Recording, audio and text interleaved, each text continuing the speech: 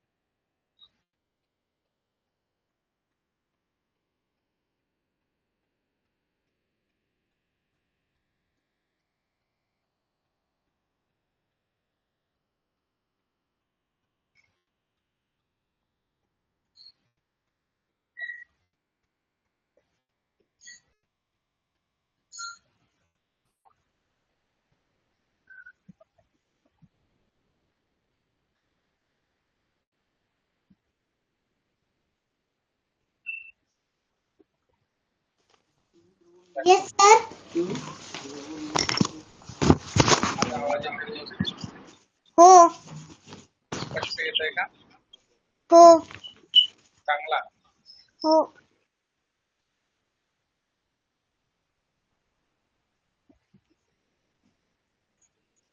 पर्यंत आलो होतो आपण. काल काय पाहिलं होतं?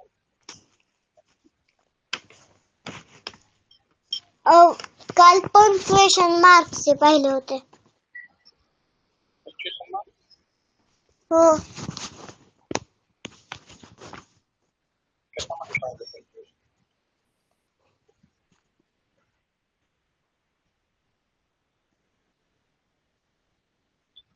काल आपण गणित विषयाचं रिव्हिजन घेतलं होतं. त्याच्यामध्ये गणिताचा सराव घेतला होता. मागची रिव्हिजन दिली आपण. त्याच्यामध्ये अंकगणिताचा भाग संपला होता. पाठापर्यंत पोहोचलो 19 पाठापर्यंत. त्यातल्या महत्त्वाच्या गोष्टी ज्या कन्सेप्ट होत्या ते शिकवतो. आता आज आपल्याला काय करायचंय? आज आपण गणिताचं भूमितीचा भाग जो राहिला होता तो आपण पाहणार आहे. भूमिती. इस पाठापासून आकृतिबंध सुरू होतो. नंतर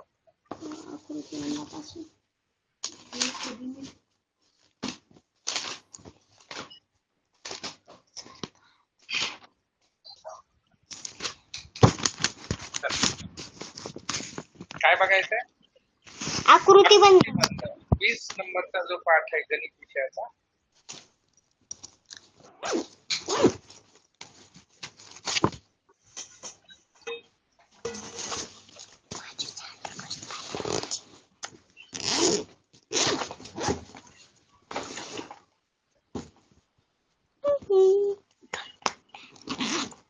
काय नाव आहे त्याचं?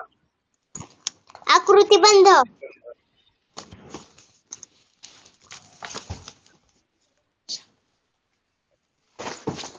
आणि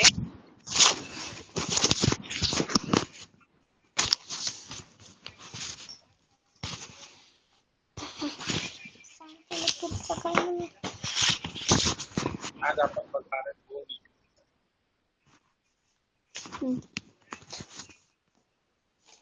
भूमिती. भाग 2 मध्ये पूर्ण करायचं आहे. सराव म्हणून चालू आहे. हा आकृतिबंध तुम्हाला अभ्यासासाठी जो आहे तो आकार, आकृत्या, संख्या, अक्षर, बाराखडी या कशाचाही उपयोग करून तो आकृतिबंध तुम्हाला तयार करायचा. काय असतं? समजा आकृतिबंध याला म्हणतात. म्हणजे पहिली एक आकृती येतात. त्या आकृतीमध्ये असं आपल्याला दिसतं इथं एक गोल आहे ना? हो दुसऱ्या आकृतीमध्ये काय करतात? याच्यामध्ये एक ऐवजी 2 गोल देतात. बरोबर? हो. तिसऱ्या आकृतीमध्ये पुढे काय करतात? 3 गोल. एवढीच अशी आकृती, याच्यामध्ये 3 गोल दिले. आणि तुम्हाला असा प्रश्न विचारला की आता चौथ्या गोलामध्ये इथं काय येईल? अशा पद्धतीचा आकृती होता. आणि मग चौथ्या गोलातली आकृती तुम्हाला खाली दाखवली जाते.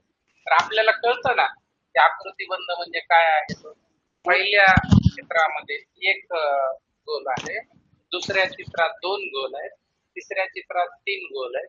मग एक एकने वाढत जाणारी संख्या आहे गोलांची. तर आपल्याला चौथ्यामध्ये कशी आकृती भेटायला पाहिजे? कशी आकृती शोधायची आपल्याला? ज्याच्यामध्ये 4 गोल असतील अशी आकृती शोध. बरोबर आहे की नाही? हो. म्हणजे हा प्रकार जो आहे तो हा आकृतिबंधाचा प्रकार. हा आकृतिबंध आहे. मग आकृतिबंध म्हणजे काय नेमकं? काही नाही, असं पॅटर्न म्हणतो आपण थोडक्यात.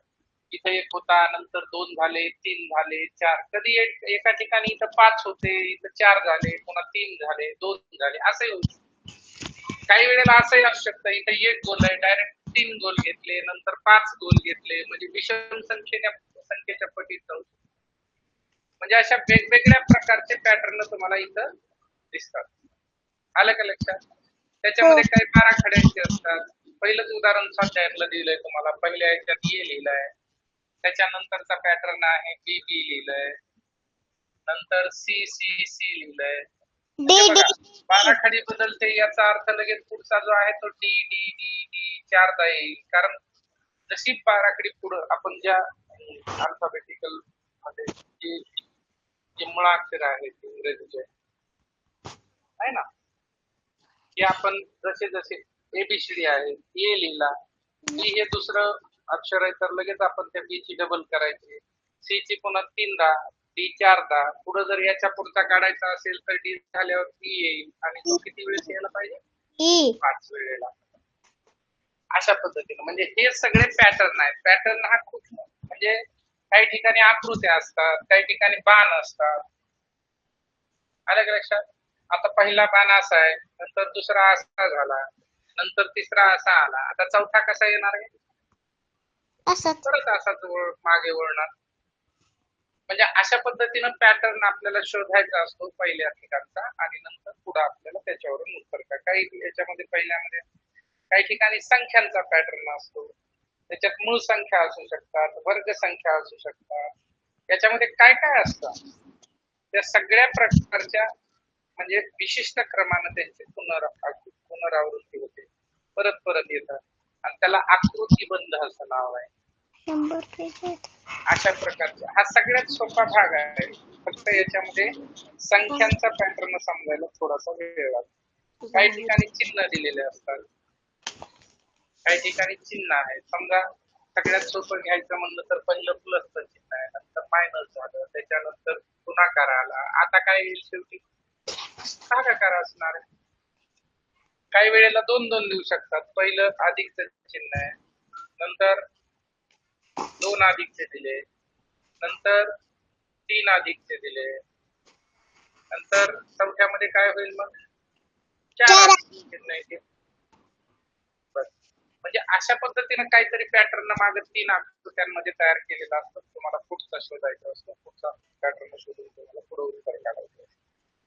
काही मध्ये बाणांची संख्या वाढवतात, काही मध्ये रेषांची संख्या वाढवतात, काही ठिकाणी संख्या आहे, काही ठिकाणी कोणत्या तरी एखाद्या पाड्यातीलच फक्त संख्या असतात. ते शोधायचं असतं तुम्हाला. खूप सोपा भाग आहे हा. आणि यानंतरचा जो भाग आहे हा पहिलाच होता पाठीमागच्या त्याच्यातला. आता पुढच्या 21व्या पाठापासून आपल्याला भूमिती सुरू होत आहे. काय सुरू होत आहे? 21व्या पाठापासून भूमिती आहे. भूमिती कुठून सुरू होते? पाठ क्रमांक 21 पासून भूमिती आहे. भूमितीमध्ये काय बेसिक गोष्टी तुम्हाला दिलेल्या आहेत त्या आपण बघणार आहे. भूमिती काय आहे ते? भूमिती पाठ क्रमांक 21, पाठ क्रमांक 21 पासून. आणि 21व्या पाठाचं नाव आहे कोन व त्याचे प्रकार. कोन, कोन नळाचा कोन व त्याचे प्रकार.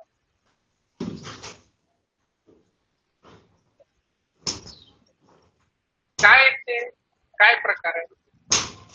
किती कोण आहे? कोणाचे प्रकार किती आहेत? मग तुम्हाला अभ्यासक्रमाला फार थोडे सोपे सुरुवातीचे बेसिक आहेत. काय कशाला म्हणायचं कोण? ज्या ठिकाणी 2 रेषा जुळतील दिसतात तेथे कोन तयार होतो. हो, 2 रेषा जुळल्यानंतर कोण तयार होतो. पण कोण कोणाला म्हणतात माहित आहे का तुम्हाला? अगोदर कोण समजून घेण्यासाठी तुम्हाला पहिली आकृती समजून घ्यावी लागते. एकतर सुरुवातीला अशी जी आकृती असते तिचं नाव आहे रेषा. ज्याला दोन्ही बाजूनं बाण असतात तिला रेषा म्हणतात. त्या रेषेला नाव देण्याची पद्धत आहे. इथे एक बिंदू दाखवला जातो, इथे एक बिंदू दाखवला जातो आणि त्या रेषेला तुम्ही ए बी असं नाव देऊ शकता. कोणी बी ए असं सुद्धा उलट वाचू शकता, काय फरक पडत नाही. हो. किंवा काही वेळेला रेषेला आणखी एका पद्धतीनं नाव देण्याची पद्धत आहे. इकडं यल असं त्याच्या समोर स्मॉल नाव देऊ शकता, काही पण यल देऊ शकता, यम देऊ शकता, यन देऊ शकता. त्या बाणाच्या समोर नाव दिलं की रेषा यम म्हणून तिला ओळखता येतं. 2 पद्धतीनं नाव देतात. रेषा ज्याच्या दोन्ही बाजूला टोक आहे तिचं नाव रेषा आणि ती कुठंच थांबत नसते. ती इकडेही वाढू शकते, तिकडे बाण आहे तिकडे इकडेही वाढू शकते. अमर्याद असते रेषा. त्याच्यानंतर दुसरी आकृती तुम्हाला समजून घ्यावी लागेल. कोणाचे प्रकार समजून घेताना अगोदर आपल्याला कोण कसा समजून घ्यायचा आहे. तर दुसरी आकृती तुमच्यासाठी आहे एकाच बाजूला जर कोणीकडे तरी टोक आहे आणि एका ठिकाणाहून ते सुरू झालंय, अशा ठिकाणच्या आकृतीला म्हणतात की पहिली आहे रेषा. पहिली काय? रेषा. ती दुसरी आहे किरण. किरण म्हणतात याला.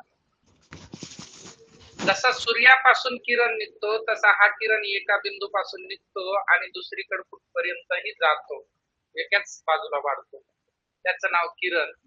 त्याच्यानंतरचा जो आहे, याच्या नंतरचा असा एक आकृती दिसते तुम्हाला, त्याला कुणीकडूनच बाण नसतो, अशा पद्धतीने. या आकृतीला सुद्धा तुम्हाला काय म्हणतात? या आकृतीचं नाव आहे रेख. रेख किंवा रेषाखंड. रेख नाव आहे किंवा रेषाखंड म्हणतात त्याला, पूर्ण नाव त्याचं रेषाखंड. आणि मग आपल्याला जो शिकायचा आहे कोण या घटकासाठी जो महत्वाचा आहे यातला, त्याचं नाव आहे किरण.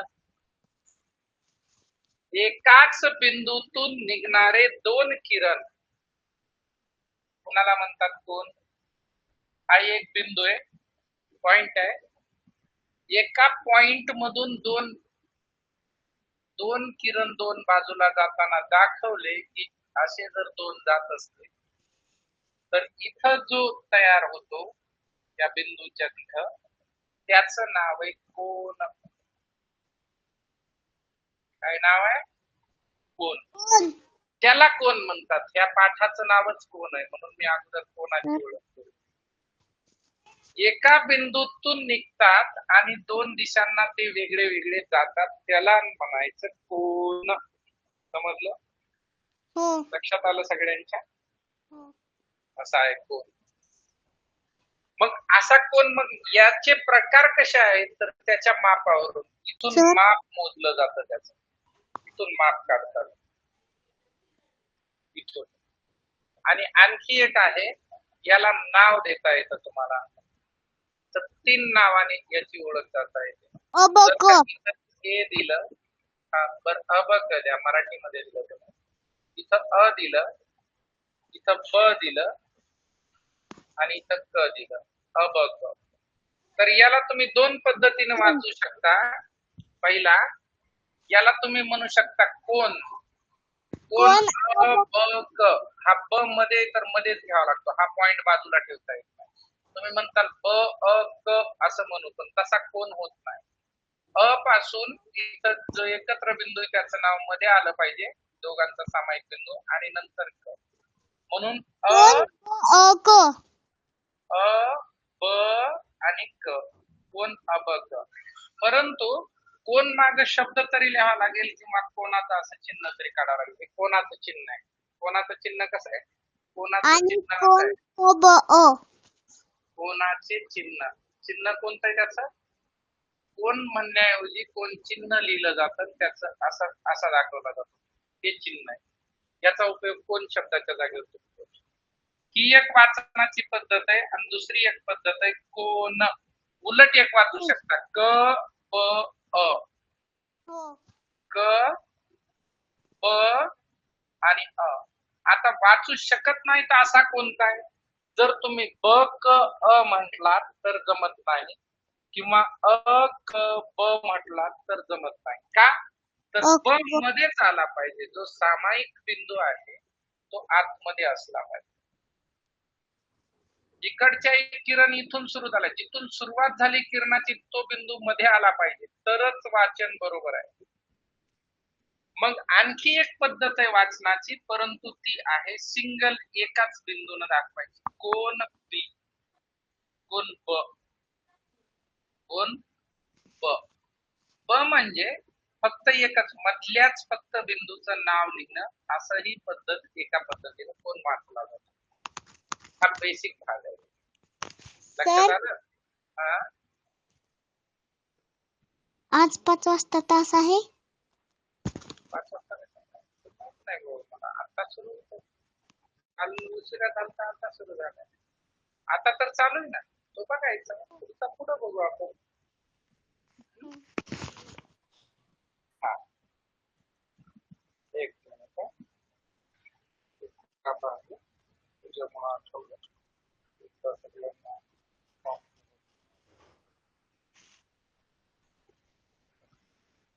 कोण 3 पद्धतीने वाचता येतो आणि त्यातला हा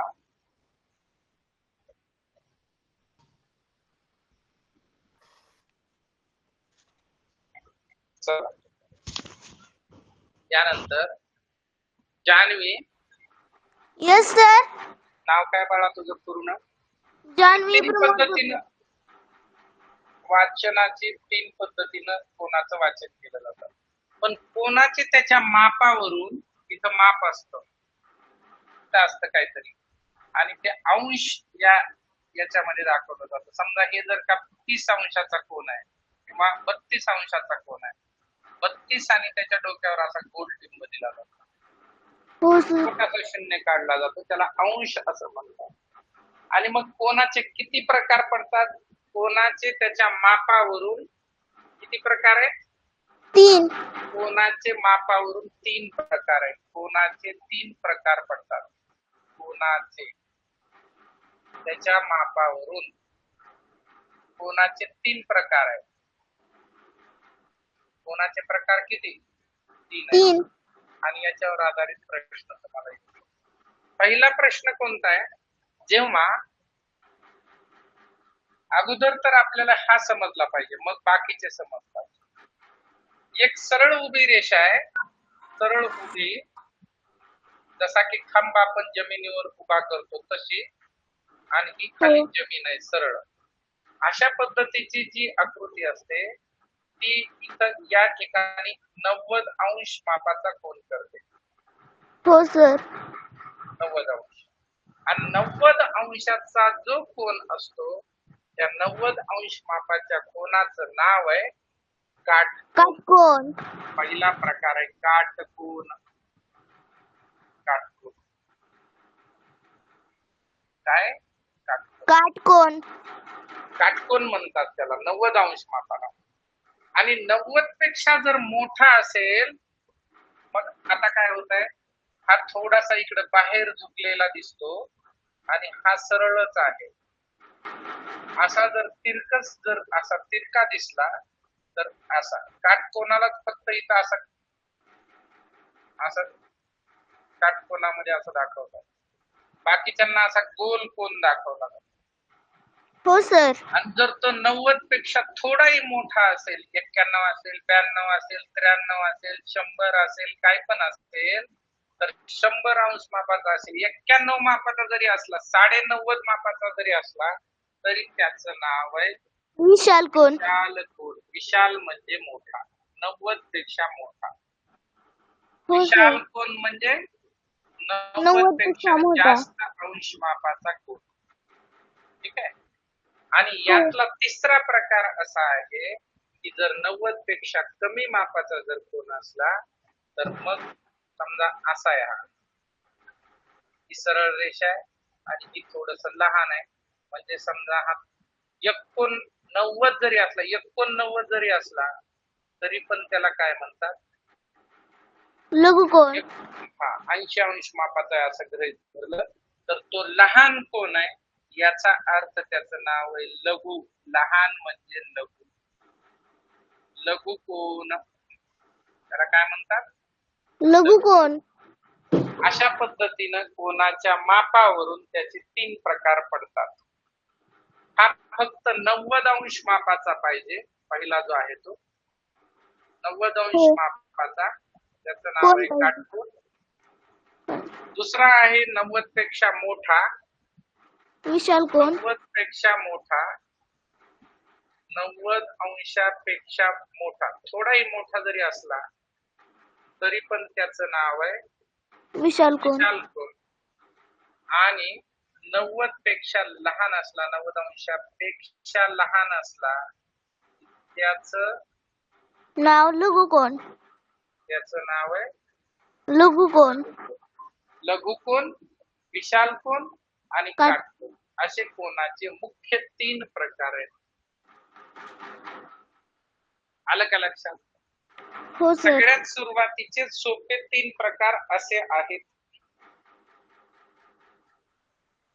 याचं नाव आहे शिरोबिंदू. इथं जो मध्यभागी इथं सापडतो ना दोघांचा एक असणारा सामायिक बिंदू हा जिथून कोणाची सुरुवात होते त्याचं नाव आहे शिरोबिंदू. काय नाव असतं? शिरोबिंदू. शिरोबिंदू.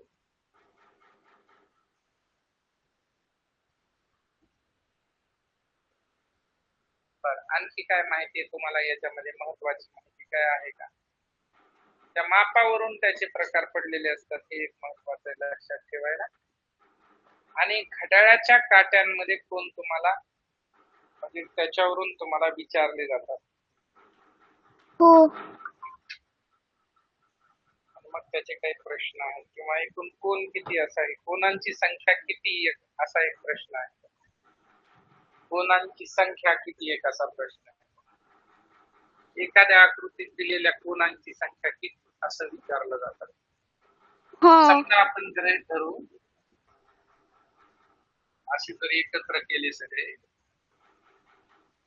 तर मग ते कोण किती कोण तयार होतील असं विचारलं. अशी आकृती तुमच्या समोर आणि तुम्हाला विचारले त्याच्यात कोण किती आहे, किती असतील कोण, तर हे कसे मोजतात कोण माहित आहे का तुम्हाला? कोणाला कोण सांगतंय? सांग बरं. नंबरिंग द्यायची 1 2 3 4 5. करेक्ट. इथं एक नंबर दिला, दुसऱ्या कोणाला 2 3 4 आणि 5. आता काय करायचं? सगळ्यांची बेरीज करायची.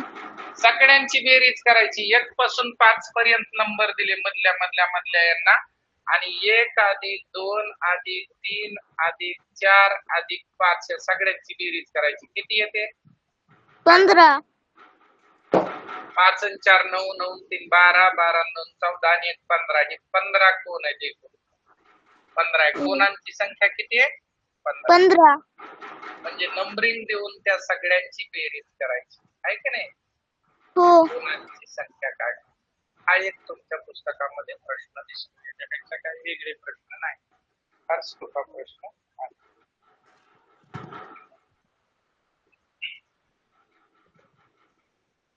आणखी एक जनरल प्रश्न आहे. समजा हा कोण 90 एखाद्या अंश मापाचा कोण आहे, हा 70 अंश किंवा इथं 30 अंश मापाचा कोण आहे. जर समजा याची बाजू इथपर्यंत होती, ही बाजू इथपर्यंत आहे, ती जर कोणाची बाजू वाढवली तर कोणाच्या मापात काही फरक पडेल का असा प्रश्न विचारला. पडेल का फरक? नाही सर. नाही. कोण म्हणजे याच्यातलं अंतर आहे एकदा इथं, मग पुन्हा तुम्ही असं नाही सांगू शकत किती जरी पुढे गेलं तरी ते अंतर कायमस्वरूपी 30 अंश असतं. त्याच्यात काही संबंध इथं असतो तो शिरोबिंदू पासून कोण तयार झाला. त्याच्यामुळं त्याला काय त्याचा अंतरात फरक पडत नाही. जरी त्याच्या बाजू वाढवल्या, ज्या बाजू इथ्या त्या भुजा आहेत त्याच्या कोणाच्या बाजू, ही बाजू वाढवली आणि ही बाजू जरी वाढवत नेली तर काहीच फरक पडत नाही. म्हणून लिहा बाजू वाढवली आणि किंवा कमी केली तर काही फरक पडत नाही. जे उत्तर आहे त्याचं अगदी बरोबर. काहीच फरक पडत नाही. ठीक आहे, खूप छान माहिती आहे. आणखी एक आहे कोण. काय आलं होतं लक्षात? कोणाचे कोण हा मोजण्यासाठी कोणतं मापक वापरलं जातं सांगा बरं. कोणतं यंत्र वापरलं जातं? तुमच्या कंपास पेटीमध्ये असतं कोण मापक. कोण मोजण्यासाठी काय वापरता? कोण मापक. कोण मापक असतो त्याच्यामध्ये. कसा असतो माहित आहे का तुम्हाला? कोण मापक कधी पाहिला का? तर मला कधी पाहिलाय का? अर्धवर्तुळ सारखा वाटतो मला. तो अर्धवर्तुळ सारखा असतो. इथं दाखवायला नाही रे तुम्हाला, येतच नाही का? सब्जेक्ट नुसार आहे. जॉमेट्री रुलर त्याच्यामध्ये आहे ना. राईट. हा जो असतो ना, हा दिसला का तुम्हाला सगळ्यांना? दिसतोय का बघा? हा कोण मापक. हा कोण आहे? कोण मापक. हा कोण आहे? कोण मापक आहे. कोण मापक याचं नाव आहे कोण मापक. आणि याच्यावरून आपल्याला मोजायचं असतं कोणाचं माप मोजता येतं. ते कोणीकडूनही मोजता येतं. याच्यावर इकडूनही 0 पासून अंक असतात, इकडे जाणारे 180 पर्यंत जाऊ शकतात जास्तीत जास्त. आणि इकडूनही असतात, इकडून आतमधून आहेत बघा 0 10 20 30 40 50 इकडे येणारे 180 पर्यंत.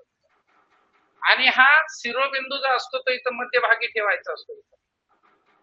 हे कोन मापक असं पकडलं जातं, असं लावलं जातं इथं. आणि मग तुम्हाला शोधावं लागतं हा किती अंश मापाचा कोन आहे. तर इथं आल्यावर आपल्या लक्षात येतं की हे 50 आहे. इकडून मोजत जावं लागतं, इकडून. अलग लक्षात 0, 10, 20, 30, 40 आणि 45 अंश मापाचा.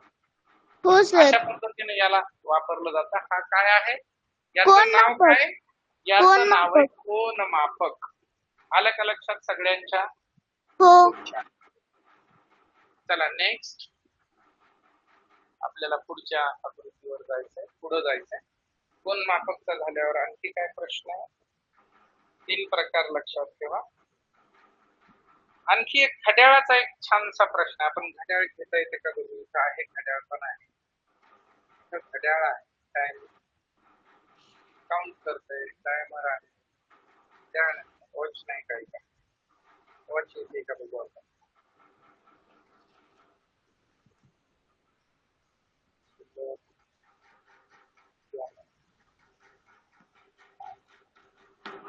चला हा घड्याळ आहे समजा.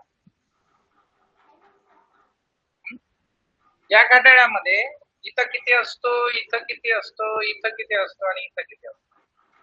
सगळ्यात वर 12. इथं 12 असतात. ठीक. इथं किती तिथे येतात? 3 3. वाजतात. इथं तिथे किती 6. वाजतील?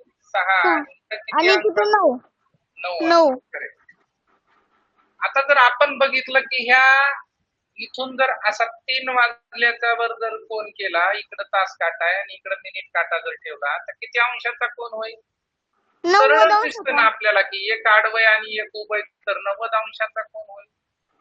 3 वाजता एकदा 90 अंशाचा कोन होतो. आणि जर समजा हा तास काटा इकडं असेल तर 90 अंशाचा कोन इकडे एकदा येतो. 12 वर आला ना काठा, मिनिट काटा, हा. आणि तास काटा इकडे असला की इकडे 9 वाजतील. 9 वाजता सुद्धा किती अंशाचा कोन होतो? 90. ठीक आहे, हे झालं इथपर्यंत.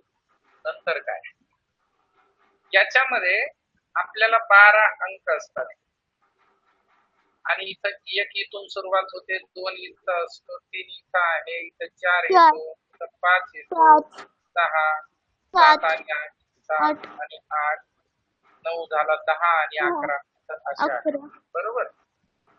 हो. त्याला मध्ये लिहूत आपण एक आणि 2. मला एक प्रश्न विचारायचा आहे, हे संपूर्ण घड्याळ किती अंशाचं असेल? संपूर्ण घड्याळ असतं 360 अंश. 360. 360 अंशाचं पूर्ण घड्याळ असतं. घड्याळ किंवा तुम्ही त्याला काय म्हणू शकता? वर्तुळ. घड्याळ हे कोणत्या आकाराचं असतं? वर्तुळ. म्हणून वर्तुळ 360चा असतो आणि घड्याळ 360.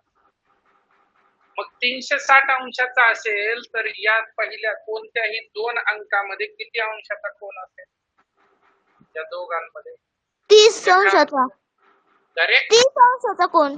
करेक्ट. कारण 360 ला जर 12 मध्ये समान भाग केले आपण, तर 12 × 12, 12 त्रिक 36 आणि वरचा 0, 30 अंश माप येतं 2 अंकांच्या मध्ये. 2 आकड्याच्या मधलं जे अंतर आहे ना, तिथं 30 अंश माप येतं. बरोबर आहे? हो सर. 30 अंश.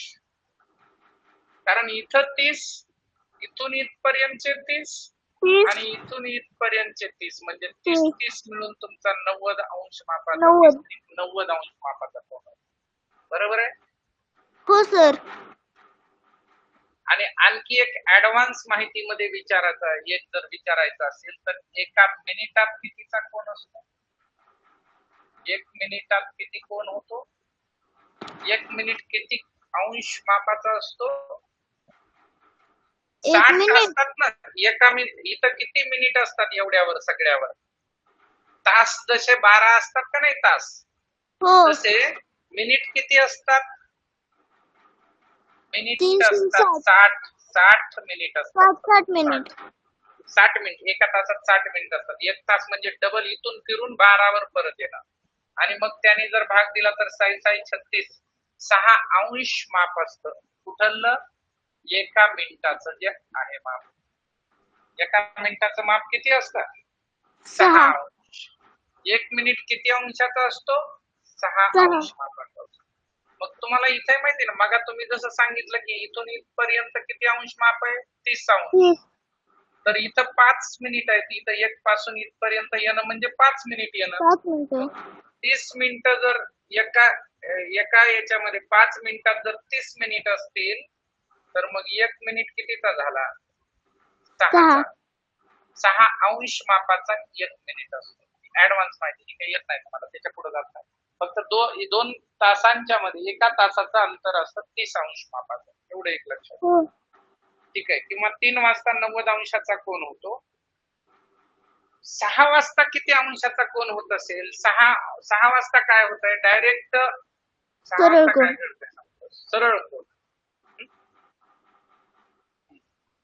इथं एक सरळ वर मिनिट काटा आणि खाली तास काटा, असं सरळ एका रेषेमध्येच येतात ते, एका रेषेमध्ये.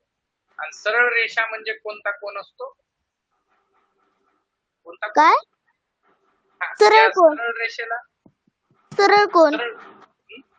बघा इथं एक बिंदू आहे, एक इकडे गेला आणि एक इकडे विरुद्ध दिशेला गेला, याला काय म्हणायचं, सरळ कोन म्हणला. ठीक आहे. सरळ किती कोन. अंश मापाचा असतो हा, हा असतो इकडून 180 अंश मापाचा. 180 अंशाचा. सरळ 180 अंशाचा असतो. चला ठीक आहे. आणि मग जर समजा डायरेक्ट 12 वाजले तर दोन्ही काटे त्यावेळेस 12 वरच असतात, मग किती अंश मापाचा कोन? 0. बरोबर. एकदाच जर दोन्ही काटे 12 वाजता दोन्ही काटे एकावर एक येतात, मिनिट काटाही तिथंच असतो आणि तास काटाही तिथंच असतो, त्यावेळेला 0 अंश मापाचा कोन तयार होतो, 0 कोन असं म्हणतात त्याला. ठीक आहे. हो सर. एकावर एक जर 2 माप असतील, ते असे जरी आले आणि दुसरा काठा तिथंच आला त्याच्यावर तिथपर्यंत, तर हा झाला 0 अंश मापाचा. किंवा आडवे जरी असले आणि हे त्याच्यावरच एक दुसरा काटा आला, 0 अंश मापाचा कोन. 0 अंश. कोणाची माहिती एवढी आहे, याच्यापेक्षा जास्त माहिती तुम्हाला आवश्यक नाही. साधे साधे प्रश्न विचारले जातात त्याच्यावर वाचणार. हा ठीक आहे. कोणाचा भाग इथपर्यंत बस झाला आपल्याला. याच्यानंतर पुढचा घटक, पुढचा घटक आहे सममिती.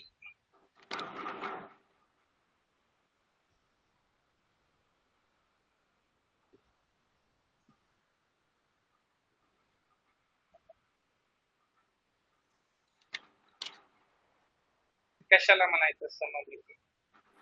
ज्याचे 2 भाग होतात त्याला सममित आकृती असे म्हणतात. ज्याचे 2 भाग होते सममिती.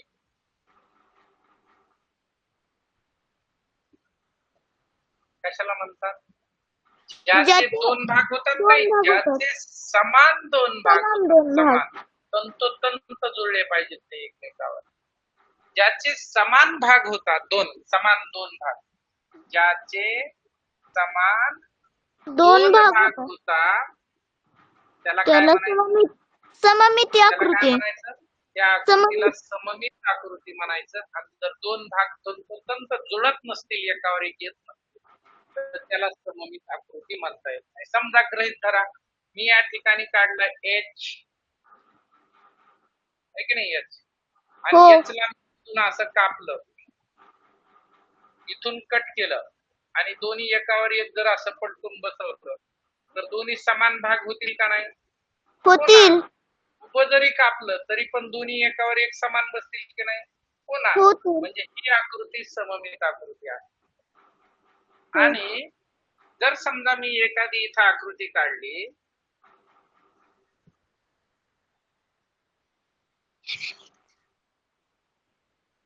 ही आकृती F, आणि F ला जर आपण कट करण्याचा प्रयत्न केला, कुठूनही जरी कट केलं, इथून कट केलं तर खाली अशी वरच्यासारखी आकृती खाली होत नाही. असं कट केलं तरी इकडचा भाग सारखा येत नाही. तसंही जरी कट केलं तरी ते समान 2 भाग होत नाही. समान तंतोतंत जुळणारे 2 भाग होत नाही, तंतोतंत जुळणारे होत नाही. त्याच्यामुळे या आकृतीला सममित आकृती. एवढा सोपा आहे. असममित म्हणायचं त्या आकृतीला. सममित आणि असममित. आणि ज्या रेषेनं तो समान 2 भाग होतात त्याला सममित अक्ष असं म्हणतात. काय म्हणतात? सममिती अक्ष. सममित अक्ष का सममितीय अक्ष म्हणतात? सममित अक्ष. सममितीचा अक्ष, सममिती अक्ष, सममितीचा अक्ष असं म्हणतात. अक्ष म्हणजे ती रेषा. कशानं? ज्या रेषेनं त्या आकृतीचे समान दोन भाग होतात त्या रेषेला म्हणायचं. एखाद्या आकृतीचे एकापेक्षा जास्त वेळेसही समान दोन भाग होतात. ही आडवी कापली तरी समान दोन भाग होते, उभी कापली तरी समान दोन भाग होते. असं कधी होऊ शकतं? काही वेळेला एकापेक्षा जास्त अक्षाने सुद्धा ती सममित होत असते. हो सर. मूळ अक्षरांच्या बाबतीत प्रश्न आहे. भौमितिक आकृती आणि सममितीय अक्षांची संख्या हा एक यातला बेसिक मुद्दा तुमच्यासाठी दिलेला. समजा त्यांनी पहिलं सांगितलंय की समभुज त्रिकोण आहे, हा समभुज त्रिकोण, आणि त्याला किती असतील? समभुज त्रिकोण ही आकृती काय? समभुज त्रिकोण. ही काय आकृती? त्रिकोणचा न त्रिकोणचा न जो आहे तो बाणाचा असतो. समभुज त्रिकोण ही आकृती, ही भौमितिक आकृती, आणि याची सममित अक्षांची संख्या किती ती आपल्याला सममिती अक्षांची संख्या इकडे द्यायची. तर आपण ती आकृती काढू आणि इकडे सममिती अक्षांची संख्या, अक्ष म्हणजे त्या रेषा, अक्षांची संख्या किती आहे ते आपल्याला लिहायचं आहे. समभुज त्रिकोण म्हणजे काय माहित आहे का तुम्हाला? हो सर. ही बाजू सारख्या समान मापाच्या असतात. असतात. त्याचे सममित अक्ष किती असतील सांगा बरं? 3. कसे बरं? इथून एकदा जाते तरी पण ते दोन्ही एकावर एक बसू शकतात. या कोणातून एकदा आणि इकडून एकदा. ठीक आहे. म्हणजे सममित अक्षांची संख्या इथं अशा पद्धतीने. मग किती असतात सममित अक्ष याला? 3. समभुज त्रिकोणाला 3 सममित अक्ष आहे. बर हो सर. चला दुसरी आकृती कोणती बघा? दुसरी आकृती काय नाव आहे? समद्विभुज त्रिकोण आहे. समद्विभुज. समद्विभुज याचा अर्थ किती कोण, किती बाजू त्याच्या सारख्या असतात? 2. किती बाजू असतील सारख्या? 2. 2 बाजू. न चुकलाच, न बाणाचा. आणि मग समभुज म्हणजे असे दोन समान बाजू असतात आणि एक छोटी असेल समजा किंवा मोठी असेल, तर मग याला किती होईल बघा? किती अक्षांनी ती सममित होऊ शकते? किती रेषा ओढल्यावर? इथून एक होऊ शकते. फक्त एकच आहे. इकडून जर रेष ओढली तर लहान मोठ्या बाजू होतील, नाही जमणार. म्हणजे फक्त एकच आहे, एकच सममित अक्ष आहे याला समद्विभुज त्रिकोणाला. 3 नंबरचं नाव आहे. 3 नंबरची आकृती आहे विषमभुज त्रिकोण. विषमभुजला 0 आहे. विषमभुजला 0 आहे. विषम म्हणजे वेगळ्या वेगळ्या बाजू प्रत्येक. विषमभुज त्रिकोणाला किती आहेत? 0. 0 आहेत. किती आहेत? 0. 0. त्याचे 2 अक्ष होऊ एक अक्ष असा भेटू शकत नाही की ज्याचे जास्त भाग होतील असा. होईल का? नाही. वैष्णवी देशमुख कोण आहे? वैष्णवी कोण आहे? आयताचे किती होते? आयत कोणाला म्हणायचं? समोरासमोरील बाजू समान असतात. करेक्ट. आयत त्याला म्हणतात ज्याचे कोण काटकोन आहेत आणि समोरासमोरच्या बाजू समान आहेत. 2 गोष्टी लक्षात ठेवाव्या लागतात. आयत आणि आयताचं दुसरं नाव आहे काटकोन चौकोन. काटकोन चौकोन. त्याला दुसरं नाव, समानार्थी नाव आहे त्याचं. आणि मग आयताचे किती असतात बघू आपण. आयताला सममित अक्ष किती आहेत? 2 असतात. आयत म्हणजे अशी गोष्ट आहे दोन्ही समोरासमोरच्या बाजू सारख्याच मापाच्या असतात. बघा इथं ही वरची बाजू आणि खालची सारखी, ही छोटी आणि ही छोटी. मग याचे जर समान दोन भाग करायचे असतील तर असं एकदा कापता येतं त्याला आणि असं एकदा कापता येतं, तरी दोन समान हो. भाग होऊ शकतात. म्हणून याच्या सममित अक्षांची संख्या आहे 2. ठीक आहे. हो. 5 नंबरचा प्रश्न आहे. म्हणजे 5 नंबरची आकृती आहे. आयत झाल्यानंतर चौरस. चौरसाला किती आहेत? चौरसाला 4 आहेत सममित अक्ष. आकृती कशी असते चौरसाची? चौरसाची आकृती असते ज्याच्या चारही बाजू समान मापाच्या असतात आणि चारही कोन काटकोन असतात.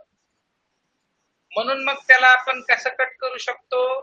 एकतर त्याला असंही उभंही कट करता येईल, आडवंही कट करता येईल. 2 अक्ष झाले आणि प्रत्येक कोनावरूनही असे 2 कर्ण.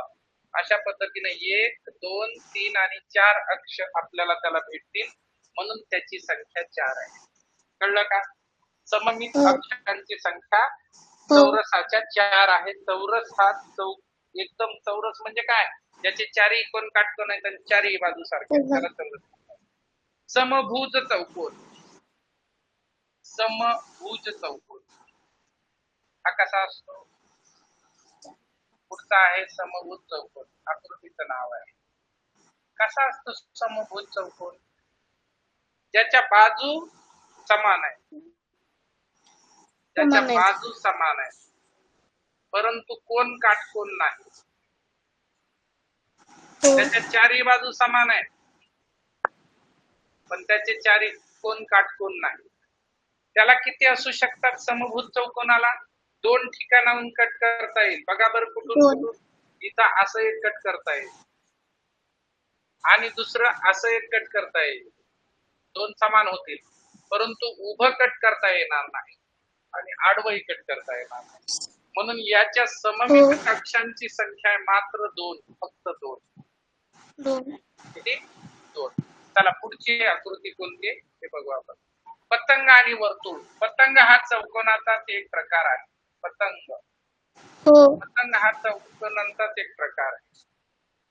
मग कोणता आहे तो पतंग? कसा असतो? या वरच्या 2 बाजू सारख्या असतात आणि खाली असणाऱ्या 2 बाजू जरा मोठ्या असतात, त्या सारख्या असतात. पतंग कोणाला म्हणतात? ज्याचे कर्ण परस्परांना काटकोनात छेदतात त्याला पतंग म्हणतात. आहे की नाही? आणि ज्याच्या लगतच्या बाजू काय असतात? समान मापाच्या असतात. लगतच्या म्हणजे शेजारी बाजू. आहे की नाही? या 2 लगतच्या समान मापाच्या, या 2 लगतच्या समान मापाच्या. वरच्या छोट्या छोट्या आहेत आणि खाली असा जो असतो तो पतंग असतो. मग याला पतंगाचे हे 2 कर्ण आहेत ना, त्याच्यावरूनच त्याला म्हणजे सममित अक्ष मिळू शकतात. पतंगाचे नाही, आडवा नाही ना. इथून जर कट केला तर हा मोठा भाग व्हायला हा छोटा, परंतु उभा जर कट केला तर दोन्हीकडे समान मापाचे होतात. म्हणून फक्त एकच आहे. याचा सममित अक्ष किती? 1 आहे. लक्षात ठेवा पतंगाचा. आणि शेवटची एक आकृती आहे वर्तुळ. वर्तुळाचे सममित अक्ष किती असतील ते सांगा. किती असतील? काय कारण? वर्तुळ कसा असतो माहित आहे का तुम्हाला? कसा असतो वर्तुळ? ठीक आहे. वर्तुळ आहे. काय आहे? वर्तुळ. हा, हे वर्तुळ. या वर्तुळाला तुम्ही कुठल्याही बाजूने कशानेही कट करू शकता. कुठूनही बरोबर त्याच्या केंद्रबिंदूतून जाणारा जर पॉइंट काढला तिथून कुठूनही कापा, किती व्यास काढता येतील त्याला आणि त्याच्यामुळे त्याची संख्याच आपल्याला मोजता येणार नाही. कुठूनही जरी वर्तुळ कापला, तुमची बांगडी कुठूनही अशी कट केली समान, तर त्याचे कितीतरी अक्ष तयार होतील आणि त्याला काय म्हणता येईल आपल्याला? त्याच्यामुळं त्याला असंख्य असतात. खूप छान. असंख्य. खूप छान अभ्यास केलाय. मस्त. असंख्य सममित अक्ष असतात वर्तुळाचे. अशा पद्धतीचा सममित अक्षांवरचा भाग तुमच्या त्याच्यासाठी आहे. सममिती हा पाठ तुमच्या अभ्यासासाठी आहे. 12 खड्यांचाही तुम्ही छोट्या छोट्या अभ्यास करा. ABCDचा त्यांचाही प्रश्न येतात त्याच्यावर.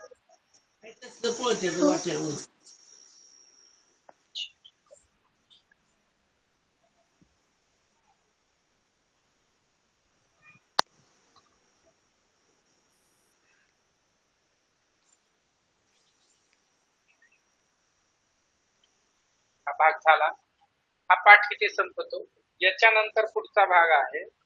पुढचा जो पाठ आहे त्याचं नाव आहे शिरोबिंदू. त्याला काय म्हणतात? शिरोबिंदू. शिरोबिंदू. शिरोबिंदू हा एक भाग तुम्हाला त्याच्यात बघायचा आहे. आणि आणखी काय नाव आहे त्याच्यातले उपघटक काय आहे? त्रिकोण, चौरस आणि आयत.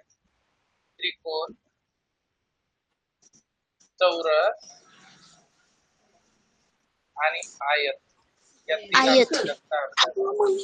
शिरोबिंदू कशाला म्हणतात? जर का समजा आपण इथे एखादी आकृती काढली, शिरोबिंदू कशाला म्हणतात? याचे ज्या ठिकाणी दोन बाजू एकत्र येतात त्या ठिकाणचे जे बिंदू आहेत त्यांना म्हणायचं शिरोबिंदू. या शिरोबिंदू. त्रिकोणाला किती शिरोबिंदू आहेत मग? हा एक शिरोबिंदू आहे. 3. शिरोबिंदू याला म्हणतात. याला तुम्ही नाव देऊ शकता. याच्यावरच नाव हो. दिलं. इथं एक शिरोबिंदू आहे की नाही? आणि इथं हो. एक आहे. 3 शिरोबिंदू आहेत त्या त्रिकोणात. एका त्रिकोणाला 3. हो. चौकोनाचे शिरोबिंदू किती असतील? 4 असतील. 4. आहे की नाही? हो. 3 बाजू, 3 शिरोबिंदू आणि 3 कोन तयार होतात त्रिकोणाचा अभ्यास करताना. तुमच्या लक्षात, त्रिकोणाचा अभ्यास करताना नीट लक्ष द्या. 3 बाजू, 3 शिरोबिंदू आहेत. 3 हो. शिरोबिंदू. शिरोबिंदू किती आहेत त्रिकोणाला? 3. 3. शिरोबिंदू 3.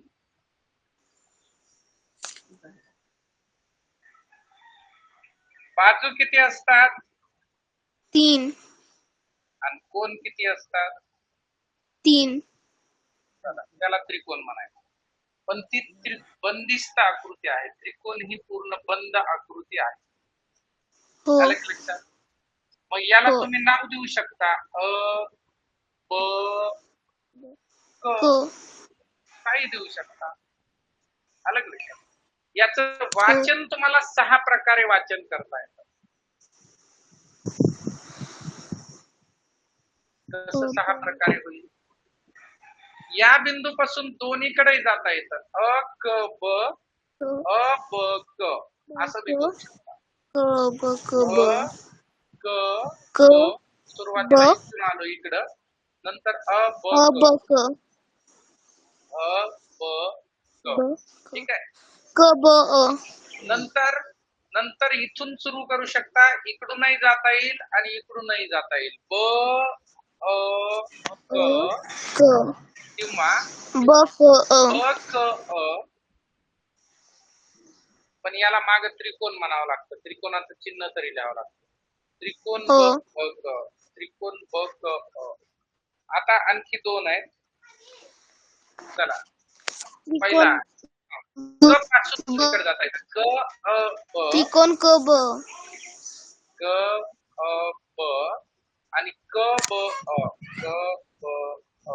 अशा पद्धतीनं 6 प्रकारे त्रिकोणाचं वाचन. ठीक आहे. कोणते हे 3 कोण आहेत? 1, 2 आणि 3 कोण. आणि बाजू कोणत्या? 3, 1, 2 आणि 3. असं 3 बाजू, 3 कोण. बाजूवरून त्रिकोणाचे 3 प्रकार पडतात. बाजूवरून. आणि बाजू कोणत्या? 3 बाजू अशी सांगायची असते. बाजू अ क, बाजू अ ब, बाजू ब क, अशी 2 नावाने सांगू शकता. आता या त्रिकोणाचे बाजूवरून आपण मगाशी कोणावरून 3 प्रकार पाहिले होते. कोणते कोणते होते? त्रिकोणाचे 3 प्रकार. त्रिकोणाचे प्रकार किती? समभुज त्रिकोण. त्रिकोणाचे 3 बाजूवरून प्रकार पडतात. बाजूवरून 3. बाजूवरून किती? 3. आणि त्रिकोणाचे कोणावरून सुद्धा 3 प्रकार पडतात. कोणावरून. कोणावरूनचे आपण मगाशीच पाहिले. कोणते? एक लघुकोन. कोणाचे जे आहेत का नाही तेच प्रकार आहेत. कोणाचे लघुकोन त्रिकोण. दुसरा विशाल कोन त्रिकोण आणि काटकोन त्रिकोण. पाहिले होते. कोणाचे ते एकच आहे. फक्त याच्या पुढे त्रिकोण म्हणायचा. आणि तिसरा काटकोन त्रिकोण. काटकोन त्रिकोण हा 90 अंश मापाचा असतो. एक कोण त्यातला. तसं बाजूवरून समभुज. समभुज त्रिकोण म्हणजे सगळ्यात सगळ्या बाजूसारख्या बाजू समान. समभुज त्रिकोण. त्याच्यात तिन्ही पण बाजू समद्विभुज सारख्याच त्रिकोण. मापाच्या असतात. ही हा. आणि ही तिन्ही बाजू समान मापाच्या. समद्विभुज, द्वि म्हणलं की दोन बाजू त्याच्या. दोन बाजू समान. समद्विभुज त्रिकोण त्याच्या दोन बाजू समान मापाच्या असतात. आणि विषमभुज त्रिकोण, विषमभुज त्रिकोण. त्याच्यामध्ये तिन्ही बी बाजू ज्या बाजू असतात वेगळी. एक अशी वेगळीच, एक अशी वेगळी, अशा पद्धतीने वेगळ्या वेगळ्या मापाच्या सगळ्या बाजू तुम्हाला पाहायला भेटतात. हो अलग लक्षात. हो. असं कसं तरी काढा, मग ते तुमच्या लक्षात येईल. तिन्ही बाजू वेगळ्या वेगळ्या मापाच्या आहेत. असे बाजूवरून 3 प्रकार आणि कोणावरून 3 प्रकार, 3 इकडं आणि 3 इकडं, 6 प्रकार आहेत. आलं का लक्षात. समभुज त्रिकोणाचा जर विचार केला तर याच्यातल्या तिन्ही कोणाचं मापही सारखं असतं, तिन्ही बाजूचं मापही सारखं असतं. बाजूचं माप कमी जास्त असलं तरी कोणाचं माप मात्र फिक्सच. इथं 60 अंश, इथं 60 अंश आणि इथं बी 60 अंश असतं. आणि त्रिकोणाचं एकूण तिन्ही कोणांच्या मापाची बेरीज 180 अंश असते. किती असते? त्रिकोण किती अंश मापाचे असते? तिन्ही कोणांच्या मापाची बेरीज किती त्रिकोणाचं? 180. आता कोणांच्या बाबतीत विचार केला तर याच्यामध्ये सर्व कोण लघुकोन असतात. लघुकोन. सर्व लघुकोन. याच्यात फक्त एकच विशाल कोन असतो. एकच विशाल, एक विशाल कोन 90 अंशापेक्षा मोठा असला पाहिजे. आणि याच्यामध्ये सुद्धा एकच काटकोन असतो. एक काटकोन जर त्रिकोणात असला तर मग त्याचं नाव काय? एक काटकोन. आलं का लक्षात? समजलं का सगळ्यांना? अशा पद्धतीची रचना. म्हणजे त्रिकोणाचे एवढे घटक याच्यामध्ये दिले. त्रिकोणाची माहिती सगळी तुम्हाला दिलेली आणि खूप महत्वाची आहे, कारण आपल्याला हे पुढं मग याला आणखी दाखवायची पद्धत आहे. हा, याचे सगळेच कोण वेगळ्या वेगळ्या मापाचे. त्याच्यावर 2 रेषा ओढू, याच्यावर 3 रेषा ओढू, म्हणजे याचं माप वेगळं तर याचं वेगळं तर याचं. इथं सगळ्यांवर एक एक रेष ओढली म्हणजे तिन्ही बाजू सारख्या.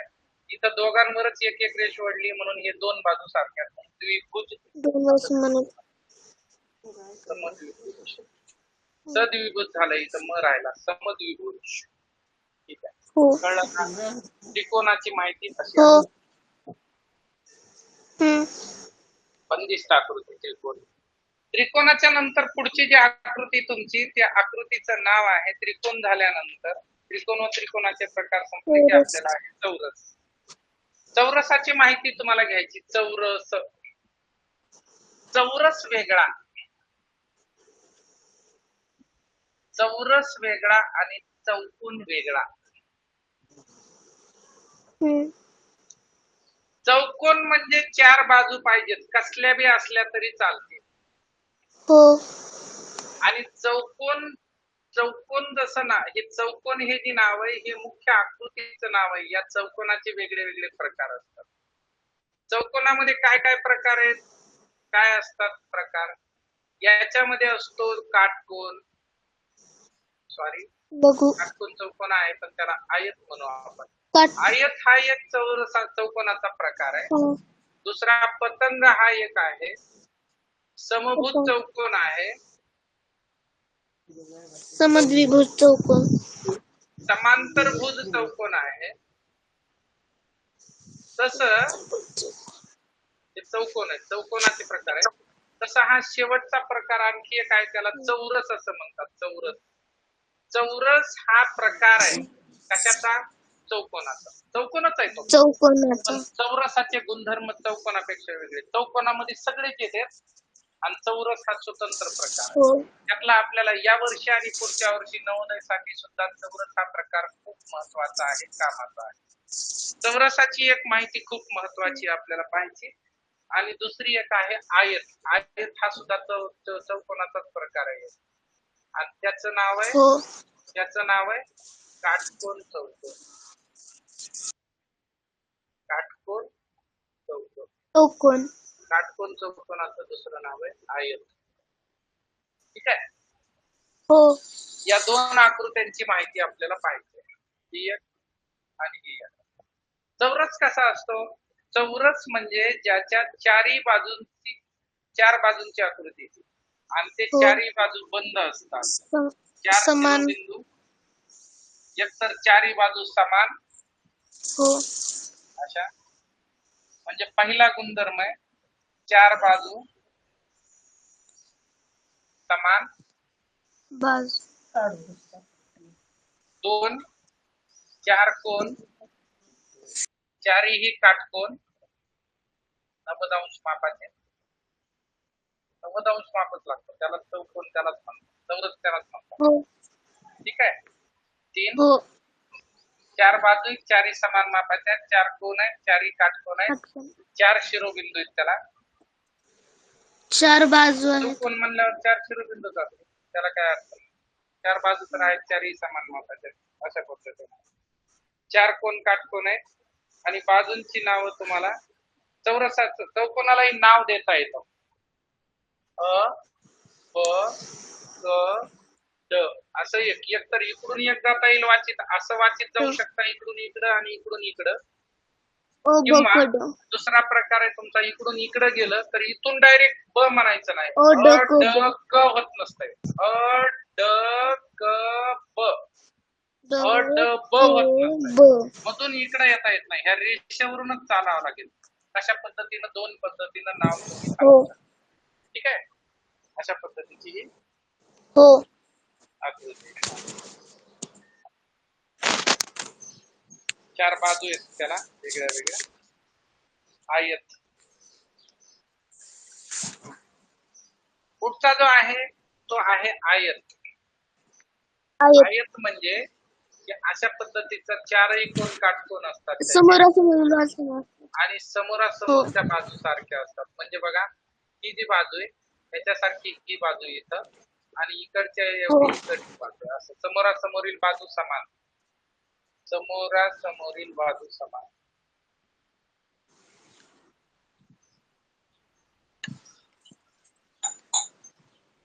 बाजू समान समान आणि सर्व कोण काटकोन. काटकोन. शिरोबिंदू किती? चार. शिरोबिंदू चौकोन म्हणलं कोणता की त्याला शिरोबिंदू चारच असतात. बाजू किती? चार. बाजू चारच आहे, काटकोन चारच आहे. आलं का लक्षात? अशा पद्धती.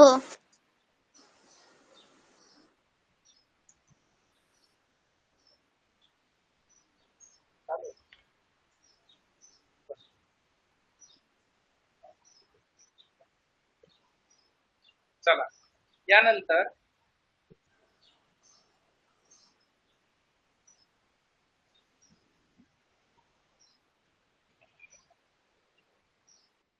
श्रद्धा, यानंतर एक चौकोन.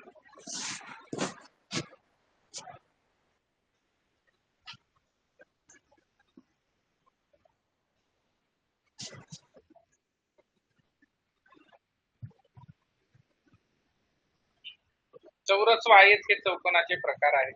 ही नोट दिली तुम्हाला लक्षात ठेवा. हो सर. आणि चौकोन एक नाव दिलंय त्यांनी, आपल्याला एक चौकोन नाव दिलंय. काय चौकोन? चौकोन म्हणजे कोणताही चौकोन, असाही असू शकतो तो. याला समांतरभूत चौकोन म्हणतात. चौकोन होते चार बाजू चार कोण आहेत त्याला, किंवा असा आहे.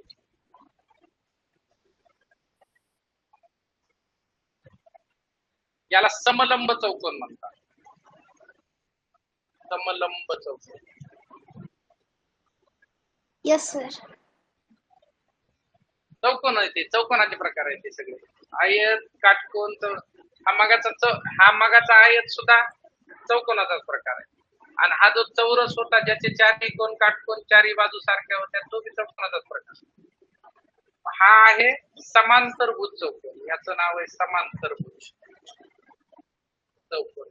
ते समांतर रेषा ज्यावेळेस तुम्हाला शिकवतील त्या समांतर म्हणजे ह्या दोन रेषा जर वाढवल्या किती त्या ते कधीच भेटत नाहीत, त्याला समांतर असं असतं.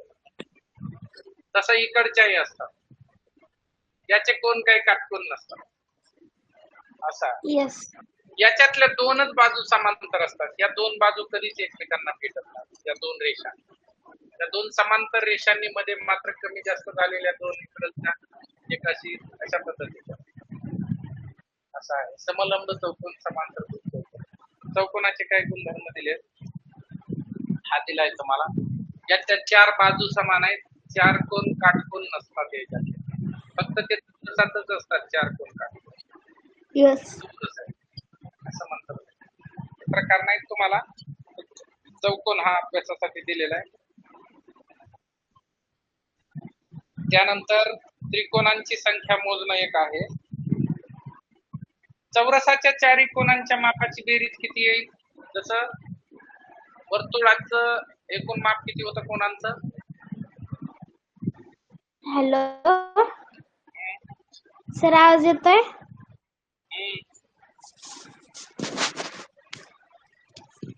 चौकोनाच्या चारी कोणांच्या मापाची बेरीज असते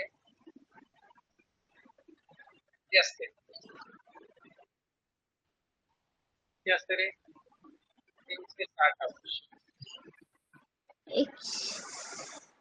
बघा ना, हे 90, हे 90, हे 90, हे 90, 9 चूक 36, 90 गुणवले 4, 360 अंश.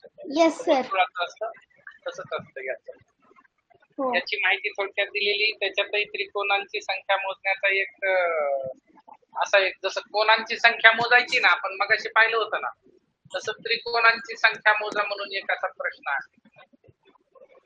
आणि याच्यात असे त्रिकोण तयार झाले ते कोणाचे जसे काढले होते मगाशी आपण, तसे असे त्रिकोण काढले होते. मग तुम्हाला याच्यात किती त्रिकोण आहेत ते मोजायचे, ते कोणाच्या पद्धतीनेच मोजायचे. तर याच्यातही आपण नंबरिंग द्यायची. 1 2 3 4 5 आणि 6. 5 या सगळ्यांची बेरीज करायची. 1 + 2 + 3 + 4 + 5 + 6 करा बेरीज. 6 6 5 21. बघा 1 2 3 3 6 4 10 5 15 6 21.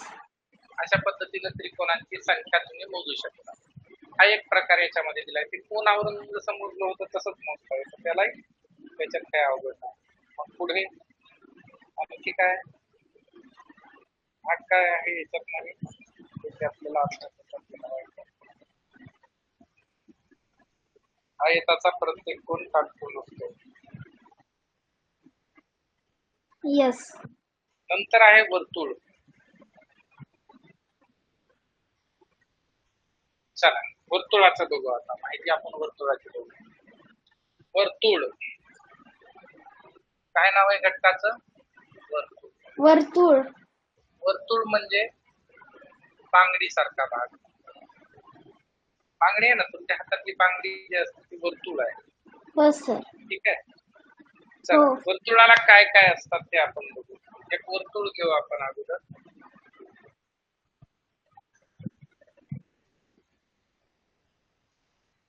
हा काय वर्तुळ आहे. ठीक आहे. हो. हा वर्तुळ आहे. वर्तुळाला काय असतो लक्ष द्या. वर्तुळाला मध्यभागी जो असतो त्याचं नाव आहे, काय नाव आहे? जीवा. जो असतो त्याचं नाव आहे केंद्रबिंदू. हो सर. वर्तुळ ज्या केंद्रातून समान अंतरावर असतो ना वर्तुळ, त्याचं नाव आहे केंद्रबिंदू. याचं नाव काय? केंद्रबिंदू. याचं नाव आहे केंद्रबिंदू. त्याला काय म्हणतात? केंद्रबिंदू.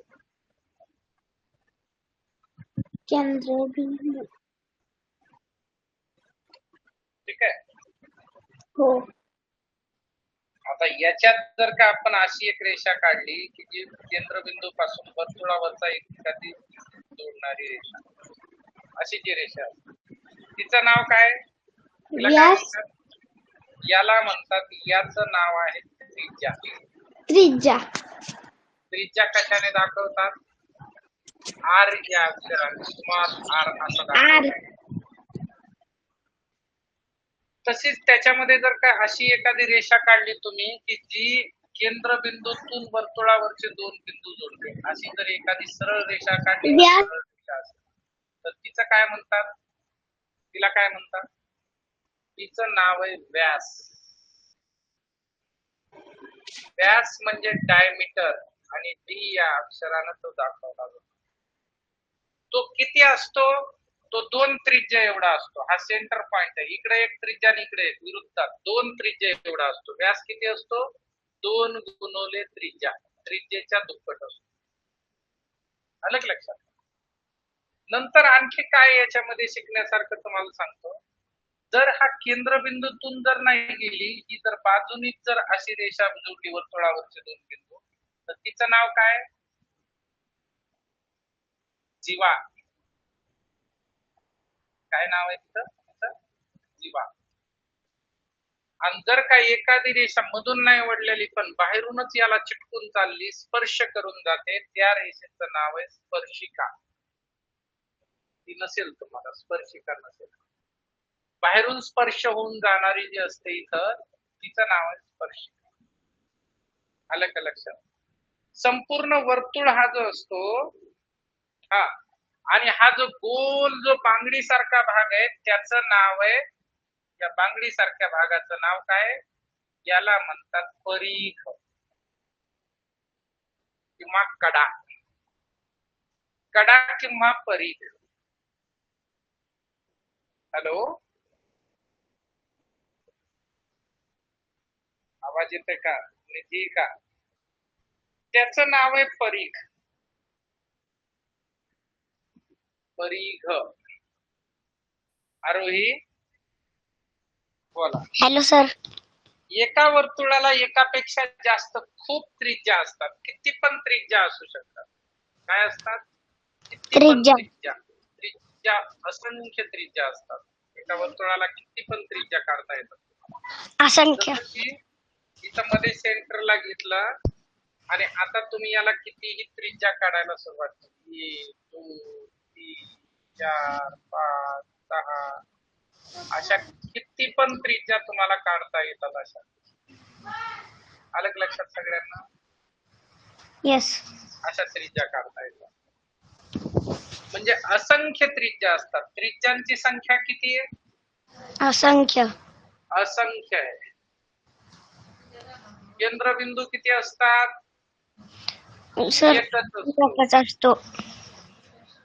बरं, व्यास किती असतात? व्यासांची संख्या सुद्धा असंख्य असते. किती पण अशा आऱ्या काढता येऊ शकतात. ते व्यास सुद्धा किती आहे? असंख्य. आणि परीघ किती असतात? परीघ पण असंख्यच असतात सर. परीघ एकच असतो. एका वर्तुळाला एकच अशी गोल बांगडी. हा सर, सॉरी. एकच असतो. जीवा किती काढता येतील? असंख्य.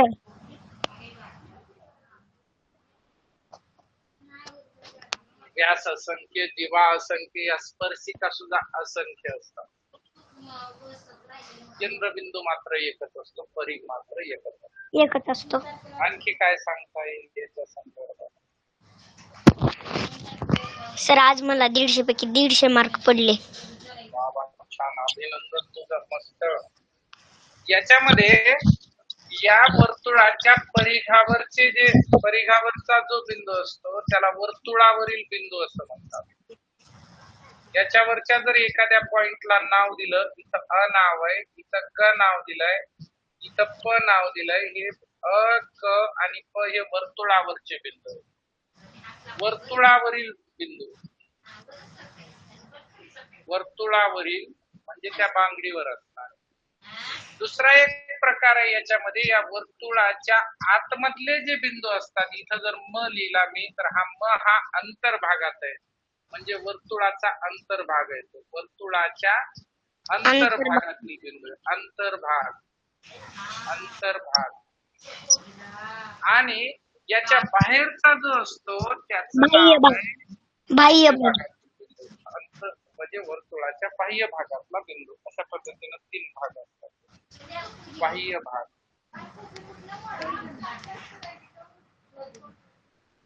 ते सुद्धा विचारलं जाऊ शकतं. हे 3 प्रकार आहेत त्याचे. वर्तुळावरील बिंदू, वर्तुळाच्या मधला बिंदू, वर्तुळावरचा बिंदू, बाह्य भाग, अंतर्भाग आणि वर्तुळावरील भाग. अशा पद्धतीने. मग याच्यानंतर आणखी काय आहे? आणि ही त्रिज्या जी असते ना, त्रिज्या ही व्यासाच्या अर्धी असते. व्यास छेदस्थानी 2 न भाग द्यायचा त्रिज्या म्हणत असते अशा पद्धतीने.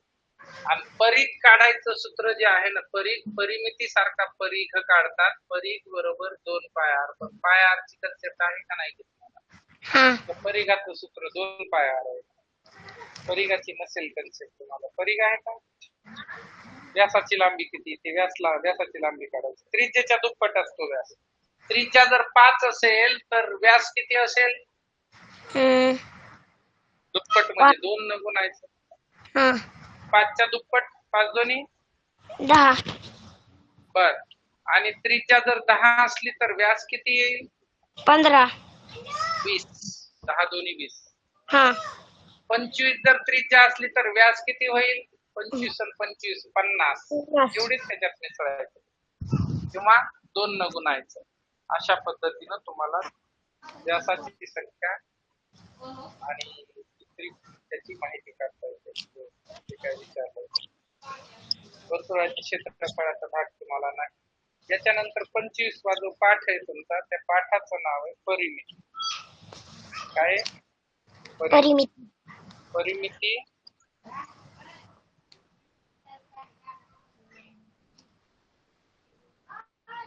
वेगळे वेगळे भाग आहेत. परिमिती हा सगळ्यात महत्वाचा घटक आहे. परिमिती म्हणजे काय असते? परिमिती म्हणजे बाहेरच्या सर्व बाजूंची बेरीज. कुणाच्या? बाहेरच्या. कोणाच्या? बाहेरील सर्व बाजूंची बेरीज. बाजूंची बेरीज. आणि कुणाच्या बाहेरच्या सर्व एखादी बंदिस्त आकृती असावी लागते. बंदिस्त आकृती.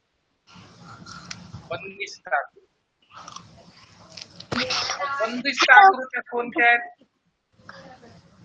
पहिला आहे त्रिकोण. दुसरा आहे चौकोन. त्याच्यानंतरचा आहे गोल. गोलाचा परीघ काढतात पण परिमिती नसते. पण तरी जरी म्हटले तर मग गोल आहे की नाही. नंतर आहे आयत. अशा पद्धतीच्या ज्या आकृत्या कोणत्याही पंचकोन असेल. पुन्हा सर पतंगासारखा आकार असतोय. पतंग असेल. काही पण असू द्या. ज्या आकृत्या सगळीकडून बंद आहेत त्या आकृत्यांच्या बाहेरच्या सगळ्या बाजूंच्या मापाची बेरीज केली. बाजूंची बेरीज नाही, बाजूंच्या मापाची बेरीज. मापाची बेरीज आणि त्याला काय म्हणतात? त्याला म्हणतात परिमिती. परिमिती म्हणजे काय? एखाद्या आकृतीच्या बाहेरच्या सगळ्या बाजूंची बेरीज करायला. एका ठिकाणी असं दिलंय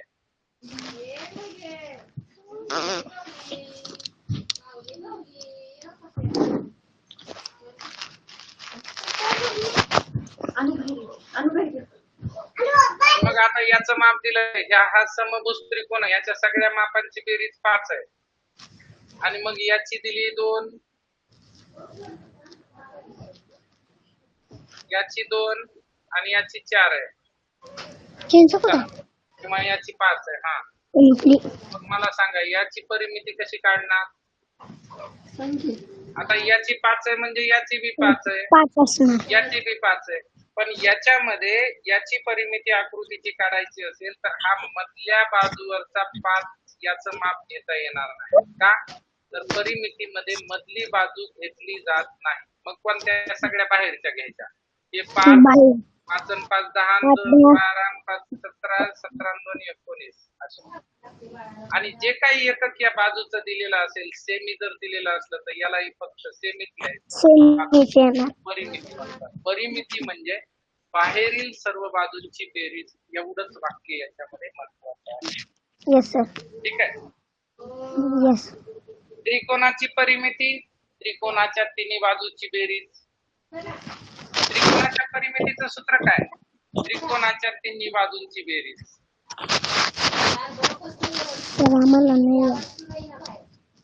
तिन्ही बाजूची बेरीज.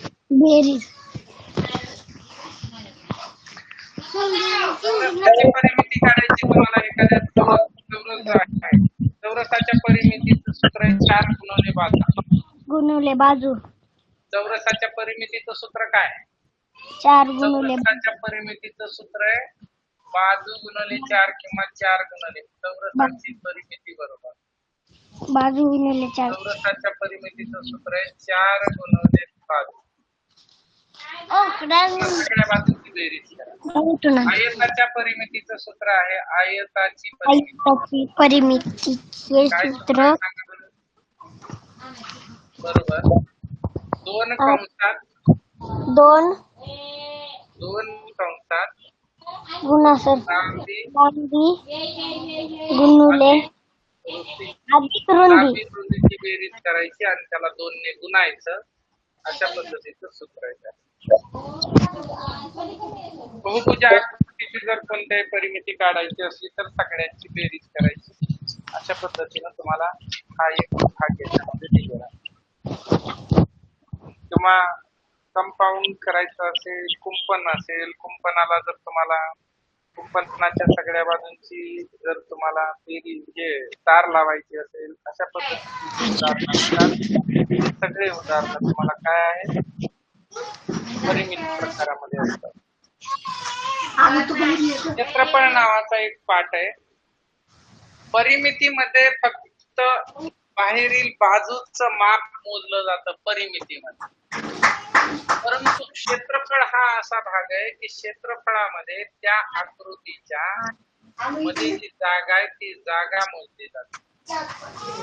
म्हणजे 2 प्रकार आहेत. याचे तुम्हाला चौरसाचं क्षेत्रफळ आणि आयताचं क्षेत्रफळ 2 आकृत्यांचं क्षेत्रफळ आहे. चौरस आणि आयत. चौरसाच्या क्षेत्रफळाचं सूत्र आहे आयत. चौरसाच्या क्षेत्रफळाचं सूत्र जे आहे क्षेत्रफळाचं क्षेत्रफळ बरोबर चौरसाचे क्षेत्रफळाचं काय सूत्र? चौरसाच्या क्षेत्रफळाचं सूत्र आहे बाजूचा वर्ग करायचा किंवा त्याला तुम्ही असं म्हणू शकता बाजू गुणवले बाजू पण म्हणू शकतो सर आपण. असं एक सूत्र आहे. तसं आयताच्या क्षेत्रफळाचं सूत्र काय आहे? आयताचं क्षेत्रफळाला क्षेत्रक्षेप असं म्हणतात. याचं क्षेत्रफळाचं सूत्र आहे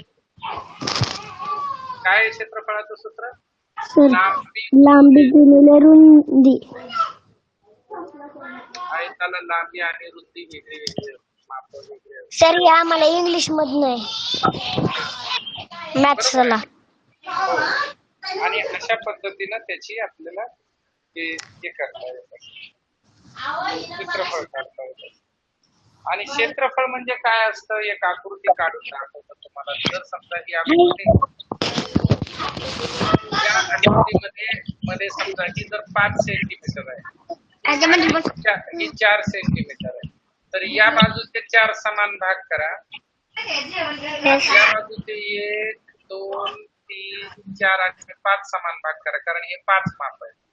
5 माप असल्यावर अशा 5 रेषा ओढा आणि असं फरशी सारखं तयार करायचं. समान चौरस तयार करायचं आणि असे केलेले समान चौरस मोजणं. हे मोजणे म्हणजे त्याच्या हे जे किती चौरस आहेत ते एक एकच मापाचे चौरस मोजायचे. चौरस मोजण्याची जी प्रक्रिया आहे त्याला म्हणतात क्षेत्र मोजणं. म्हणून तर ह्या 5चा आणि 4चा गुणाकार केला की 5 4 5 20 20 चौरस एकक.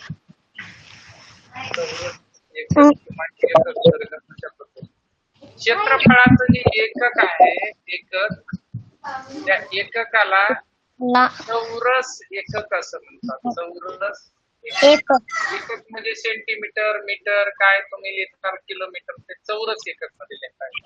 त्याला दुसऱ्या पद्धतीनं चौ एकक सुद्धा म्हणतात. चौ एकक तिसरं एक त्याच्यासाठी नाव आहे ते म्हणजे एकक वर्ग. एकक वर्ग त्याच्या डोक्यावर असं खांद्यावर लिहू शकता किंवा त्याला वर्ग एकक असं हिंदीमध्ये आहे. वर्ग एकक अशा पद्धतीनं त्याचं एकक मोजलं जातं येस सर. क्षेत्रफळाचं. आणि परिमिती तर सरळ सरळ असतं. सेंटीमीटर असेल तर सेंटीमीटर राहतं, क्षेत्रफळामध्ये मात्र एककामध्ये बदल होतो. क्षेत्रफळाचा हा एक भाग आहे. त्याचे सूत्रही तुम्हाला सांगितले, त्याच्यावरून त्याची उदाहरणं तुम्हाला सोडवता येणार. येस. त्रिमितीय वस्तूंची घडणी याच्यामध्ये एक दिलंय द्विमितीय आणि त्रिमितीय वस्तू. याच्यातला फक्त फरक सांगतो तुम्हाला. बर. आणि त्याच्यातल्या त्या घनाचे जे आहेत ते घनाच्या आकृतीची घडणी कशी तुम्हाला त्याच्यामध्ये दाखवलंय. ते नंतर तुम्ही नंतर त्याचा अभ्यास करा. द्विमितीय आणि त्रिमितीय मधला फरक सांगतो. मितीय त्रिमितीय वस्तू म्हणजे 3D ऐकलं का? 3D आकृती. Yes sir. आणि एक प्रकार आहे 2D आकृती. 2D आकृती. D म्हणजे डायमेन्शन म्हणजे मिती. 2D आकृतीमध्ये याच्यामध्ये आकृतीला लांबी आणि रुंदी हे दोनच भाग असतात. लांबी आणि रुंदी हे दोन घटक असतात. याची मिती असतात लांबी, रुंदी आणि तिसरी जी असते ती उंची तरी असेल किंवा जाडी तरी असेल किंवा त्याला दुसरं अजून काय म्हणू शकता तुम्ही, खोली सुद्धा म्हणू शकता. आणि रुंदी ही तिसरी मिती असते. 2D म्हणजे एक मिती, दोन मिती आणि ही 3 मिती म्हणून याचं नाव आहे 3D. 3 म्हणजे 3 मिती, 3 डायमेन्शन. आणि ही L गुणिले P इथं दोनच मिती आहेत म्हणजे ही 1 आणि ही 2. 2 मिती 2. येस.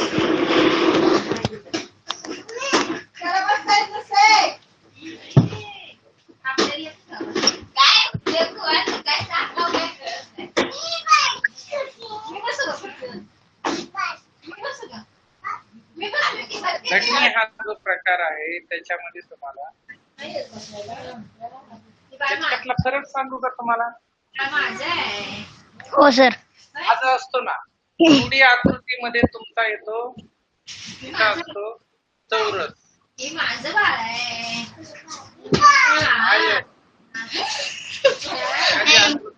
तुमच्या त्रिकोण 2D यामध्ये येतात. आणि इकडं 3D मध्ये येणाऱ्या आकृत्या सांगू का? गोल म्हणजे चेंडू सारखा आकार. तुमच्या घरातला सिलेंडरचा आकार, सिलेंडर म्हणजे त्याला दंडगोल म्हणतात. तिसरा असतो जोकरची टोपी असते शंकू आकाराची, शंकू आकार. कोण? बरोबर. हा शंकू आकार असते कोणाचा शंकू आकार. नंतर याच्यानंतरचे जे आकार आहेत वेगळ्या वेगळ्या, तुमचा डब्बा असेल, ज्या वस्तू असतात ज्याच्यामध्ये आपण काहीतरी ठेवू शकतो, पेटी असते, पेटी असते, इष्टिकाची असं म्हणतात. अशा पद्धतीच्या ज्या आकृत्या असतात त्याला लांबी रुंदी उंची 3D मध्ये 3 डायमेन्शन किंवा त्रिमितीय आकृत्या म्हणून ओळखलं जातं. घडणी म्हणजे असा भाग आहे द्विमितीय आकार दुमडल्यानंतर जो त्रिमितीय आकार मिळतो त्याला घडण असते. आणि याच्यामध्ये तुम्हाला घन बनवण्याचे आकार दाखवलेले आहे.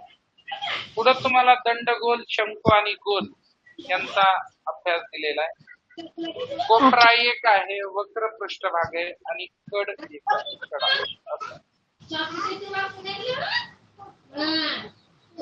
दंडगोल म्हणजे डब्याचा आकार.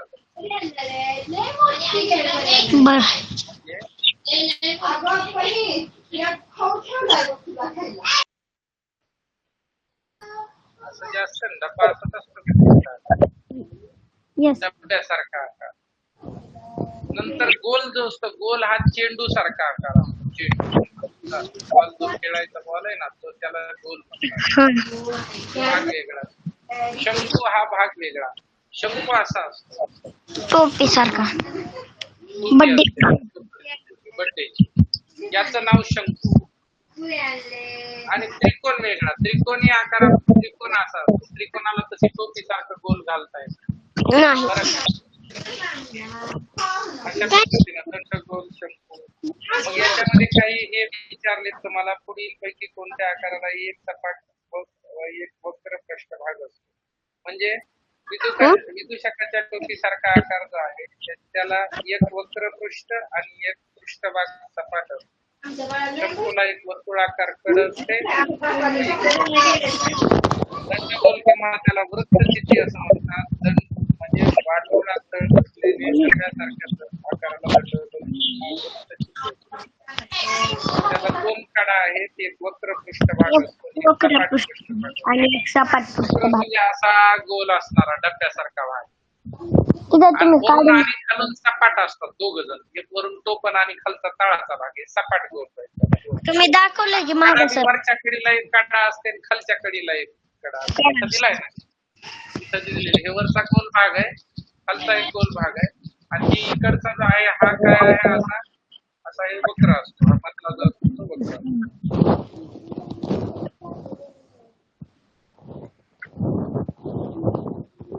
आणि गोलाला फक्त वक्र पृष्ठभाग असतो. वक्र पृष्ठ गोलाला चौकडून वक्रच असतो. आलं की लक्षात? येस. असा एक छोटासा भाग आहे. त्याच्यानंतर इष्टिकाची ती व घन यांच्या कडा, पृष्ठ आणि शिरोबिंदू यांची एक माहिती दिली. घन 3D आकृत्यामध्ये इष्टिकाची ती म्हणजे काय माहिती आहे का तुम्हाला? पेटी होती ना पहिली, पेटीचा आकार. पेटी म्हणजे मोठ्या पेट्या होत्या ठेवण्यासाठी. कशा होत्या त्या? अशा असायच्या.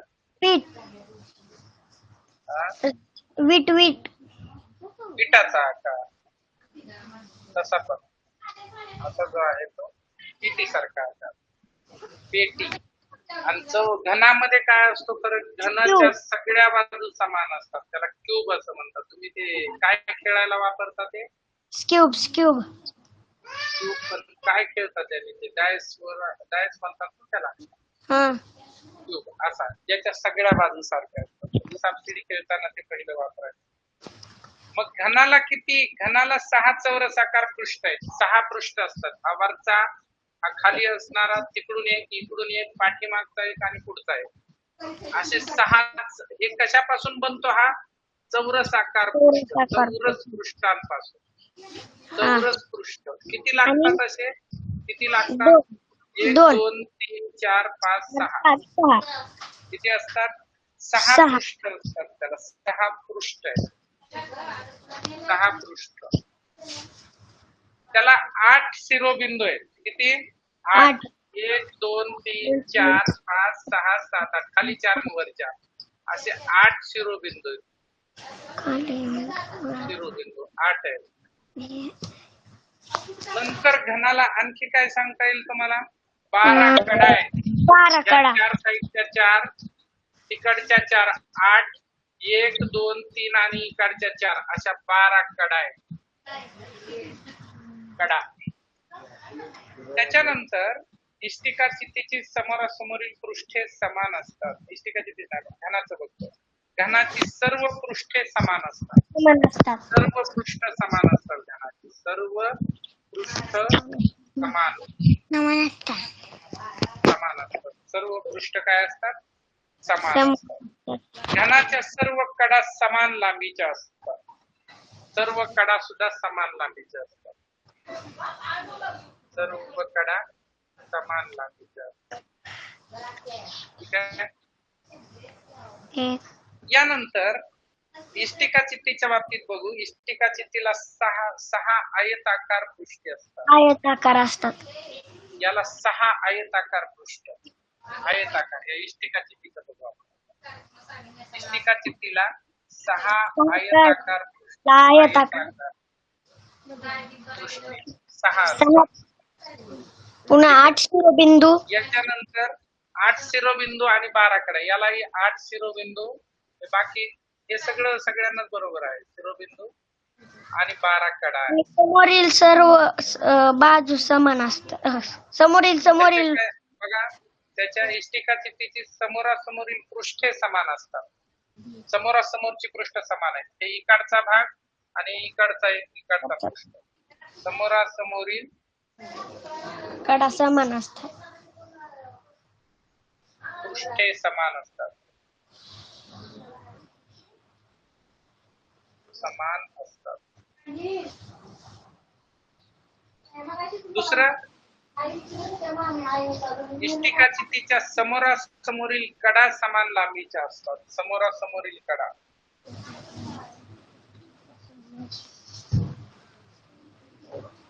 कडा समान लांबीच्या. हे आयतापासून असल्यामुळे आयताचे गुणधर्म त्याच्यामध्ये दिसतात आपल्याला. ही एक बेसिक माहिती याच्यामध्ये दिलेली तुम्हाला. अधिक काही प्रश्न आहेत तुम्हाला. चित्ररूप माहिती, चित्ररूप आलेख आपल्याला दिलेले, त्याच्यातलं प्रमाण शोधायचं असतं. त्या प्रमाणात चित्ररूप आलेखामध्ये सगळ्यात महत्वाचा भाग काय? प्रमाण. चित्ररूप आलेखात महत्वाचं काय? प्रमाण. त्याच्यामधलं प्रमाण लक्षात घ्यायचं. त्या प्रमाणामध्ये एका चित्राला किती दिलेलं ते असतं. प्रमाण म्हणजे काय असतं? प्रमाण म्हणजे एक चित्र किती वस्तू दाखवतं. एक चित्र बरोबर किती वस्तू आहेत हे जर कळलं तर आपल्याला एका चित्राला तेवढे मानून त्याच्यावरून त्या प्रमाणावरून आपण त्याची माहिती घेऊ शकतो. ठीक आहे. बर.